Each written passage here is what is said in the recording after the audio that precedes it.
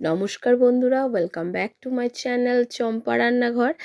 আজ আমি আপনাদের সঙ্গে শেয়ার করব নিরামিষ ঝোলের রেসিপি। শীতের সবজি দিয়ে নিরামিষ ঝোল কিন্তু দুর্দান্ত হয়, যা দিয়ে গরম গরম ধোয়া ওঠা ভাত কিন্তু খাওয়া হয়ে যায়। তার জন্য ফুলকপি নিয়েছি, বেগুন নিয়েছি, শিম নিয়েছি আর আলু নিয়েছি। এখন একটা কড়া বসিয়ে নিয়েছি, আর কড়ার মধ্যে প্রথমে তেলের মধ্যে আমি বড়িটাকে ভেজে নেব।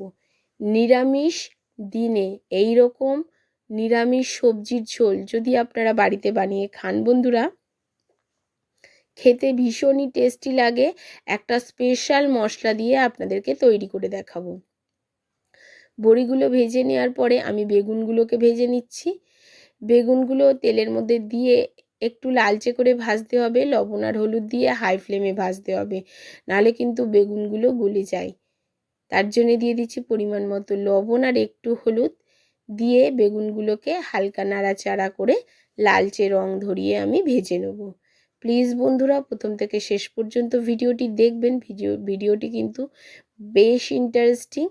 আর নিরামিষ দিনে গরম গরম ধোঁয়া ওঠা ভাত, রুটি, পরোটা সব কিছুর সঙ্গে কিন্তু জমে যাবে এরকম নিরামিষ সবজির ঝোল। তবে খুব বেশি ঝোল হবে না, একটু গামাখা তরকারি হবে। বেগুনগুলো এখন ভেজে রাখা হয়ে গেছে, বেগুনগুলোকে তুলে নিয়েছি। এখন দিয়ে দিচ্ছি আলু, ঝোলের মতো আলু কেটে নিয়েছি। আলুগুলোকেও লালচে রং ধরিয়ে ভেজে নেব।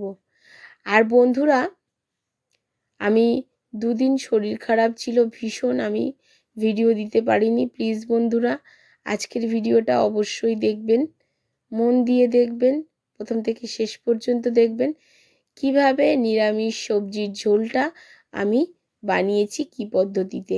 এখন আলুটা ভেজে তুলে নেওয়ার পরে একটু তেল দিয়ে দিচ্ছি ফুলকপিগুলোকেও আমি হালকা করে ভেজে নেব লবণ হলুদ দিয়ে। ফুলকপি লবণ হলুদ দিয়ে ভাজলে কিন্তু ঝোলের টেস্টটা সুন্দর আসে। যেটুকু শিম নিয়েছি এই ফুলকপির মধ্যে দিয়ে দেবো, দিয়ে ফুলকপির আর শিম একসাথে করে ভেজে নেব। এখন ফুলকপির মধ্যে লবণ আর হলুদটা দিয়ে দিলাম, একটু নাড়াচাড়া করে এখন এর মধ্যে দিয়ে দিচ্ছি শিমগুলো। আমি শিমগুলোকে একটা শিম দুভাগ করে কেটেছি, আপনারা চাইলে গোটা গোটা শিম রাখতে পারেন। নিরামিষ এই ঝোলের টেস্টটা এতটা দুর্দান্ত হয় বন্ধুরা, আপনারা ধারণা করতে পারবেন না। এখন একটা মশলা বানিয়ে নেব, ততক্ষণে ওইদিকে ফুলকপি আর শিমটা ভাজা হোক। শিলের মধ্যে নিয়ে নিয়েছি 1 চামচ গোটা জিরা আর হাফ চামচ রাঁধুনি। হ্যাঁ বন্ধুরা, এখানে অবশ্যই একটু রাঁধুনি দিতে হবে। এই রকম রাঁধুনি বাটা দিয়ে নিরামিষ ঝোল কিন্তু ভীষণ টেস্টি হয়। এখন অল্প জল দিয়ে মশলাটাকে বেটে নেব, মিহি করে বাটতে হবে। মশলাটা কিন্তু কথা বলতে বলতে বাটা আমার রেডি হয়ে গেছে। এখন আমি মশলাটাকে তুলে নেব। আপনারা চাইলে জিরের গুঁড়ো দিয়ে তৈরি করতে পারেন, তবে রাঁধুনি বাটাটা কিন্তু অবশ্যই দিতে হবে বন্ধুরা। তার জন্যে জিরা আর রাঁধুনি একসাথে বেটে নিন। নেওয়ার পরে দেখুন আমি চলে আসব চুলায়। আর দেখুন আমি মিডিয়াম ফ্লেমে দিয়ে গেছিলাম, তাতে ফুলকপিগুলো লালচে হয়ে ভাজা হয়ে গেছে আর শিমও ভাজা হয়ে গেছে। এখন শিম আর ফুলকপিটাকে আমি আলাদা জায়গায় তুলে নেব। এখন যে তেল আছে তার মধ্যে হাফ চামচ গোটা জিরে, হাফ চামচ 5 ফোড়ন আর হাফ চামচ রাঁধুনি তেলের মধ্যে ফোড়ন দিতে হবে। আবারও বলছি বন্ধুরা, রাঁধুনি 5 ফোড়ন আর গোটা জিরে হাফ চামচ করে ঝোলের ফোড়নে দিতে হবে। তারপরে দিয়ে দিতে হবে একটা শুকনো লঙ্কার একটা তেজপাতা। যখন খুব সুন্দর গন্ধ বেরোবে দিয়ে দিতে হবে আদা আর কাঁচা লঙ্কা বাটা। আদা আর কাঁচা লঙ্কা বাটাটাকে তেলের মধ্যে খুব ভালো করে একটু নাড়াচাড়া করে কষাতে হবে। যখন দেখবেন ঠিক এই রকম কষে গেছে, তখন এর মধ্যে সবজিগুলোকে দিয়ে দিতে হবে। টমেটোটা দিয়ে দিচ্ছি। টমেটোটা একটু গোটা গোটা থাকলে অসুবিধা নেই, তো আমি টমেটোটাকে দুভাগ করে কেটেছি। টমেটোটা দিয়ে দেওয়ার পর আমি সবজিগুলোকেও দিয়ে দেবো। এখানে শিম, আলু আর দিয়ে দিচ্ছি ফুলকপি। বেগুনটা পরে দেবো, কারণ বেগুন কিন্তু ফুটলে গলে যাবে, সেজন্য বেগুনটাকে পরে দেবো। ফুলকপি টমেটো আর শিম আলুর সঙ্গে খুব ভালো করে আদা কাঁচা লঙ্কাটাকে কষিয়ে নিতে হবে। দিয়ে দিতে হবে হলুদ গুঁড়ো, আর দিয়ে দিচ্ছি কালারের জন্য কাশ্মীরি লঙ্কার গুঁড়ো। আমি কিন্তু 5-6টা কাঁচা লঙ্কা এখানে বেটে দিয়েছি আদার সঙ্গে। আপনারা চাইলে এখানে ঝাল লঙ্কার গুঁড়োও ব্যবহার করতে পারেন, তবে এই ঝোলের স্বাদটা একটু ঝাল ঝাল মিষ্টি মিষ্টি হলে খেতে ভীষণ টেস্টি হবে। এখন খুব ভালো করে একটু নাড়াচাড়া করে কষিয়ে নিচ্ছি। যখন কষানো ঠিক এই পর্যায়ে চলে আসবে দিয়ে দেব পরিমাণ মতো লবণ। লবণ দিয়ে একটু নাড়াচাড়া করলে সবজি থেকে জল ছাড়তে শুরু করবে।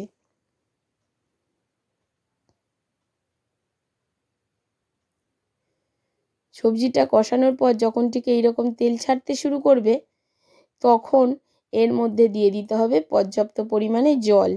যেটুকু ঝোল রাখবেন সেই অনুযায়ী জলটা এখানে ব্যবহার করবেন বন্ধুরা। তো আমি পরিমাণ মতো জলটা দিয়ে দিয়েছি। এবারে এটাকে ফুটতে দেবো। আমি ঢাকা চাপা দিইনি, তবে আপনারা চাইলে ঢাকা চাপা দিয়ে ফোটাতে পারেন। আমি এখানে মিডিয়াম ফ্লেমে একটু ফুটতে দেবো 2 থেকে 3 মিনিট মতো। 2 মিনিট পরে ফিরে এলাম। দেখুন, কারণ ভাজার সময় সবজি কিন্তু সিদ্ধ হয়ে গেছিল।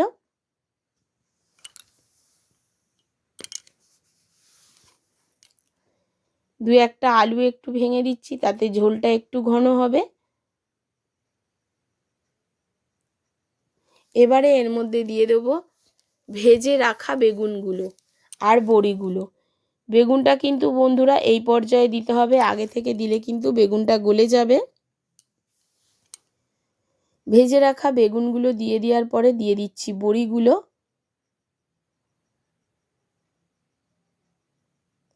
এবার এটাকে হাই ফ্লেমে 3 থেকে 4 মিনিট ফুটতে দিতে হবে।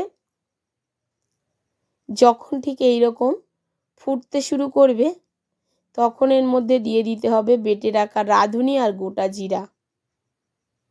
সবার শেষেই মশলাটা ব্যবহার করতে হবে, আগে থেকে মশলাটা দেওয়া যাবে না। রাঁধুনি আর গোটা জিরার বাটাটা দিয়ে দিলাম, দিয়ে খুব ভালো করে ঝোলটাকে নাড়াচাড়া করে মশলাটাকে মিশিয়ে দেবো। দিয়ে হাই ফ্লেমে 2 থেকে 3 মিনিট মতো ফোটাতে থাকবো। এবার ঝোলটাকে হাই ফ্লেমে ফোটাতে হবে। যেহেতু নিরামিষ ঝোল, তার জন্যে টেস্টের ব্যালেন্সটা ঠিকঠাক রাখার জন্যে দিয়ে দিতে হবে একটু চিনি, আর দিয়ে দেবো ওপর থেকে টেস্টের জন্যে কিছু ধনেপাতা কুচি। এখন আমাদের ঝোলটা একেবারে রেডি হয়ে গেছে। গ্যাসের ফ্লেমটাকে অফ করে আমি 2 থেকে 3 মিনিট স্ট্যান্ডিং টাইমে রাখবো। 5 মিনিট পরে আমি আপনাদেরকে ঝোলটা খুলে দেখাবো যে ঝোলটা কেমন হয়েছে।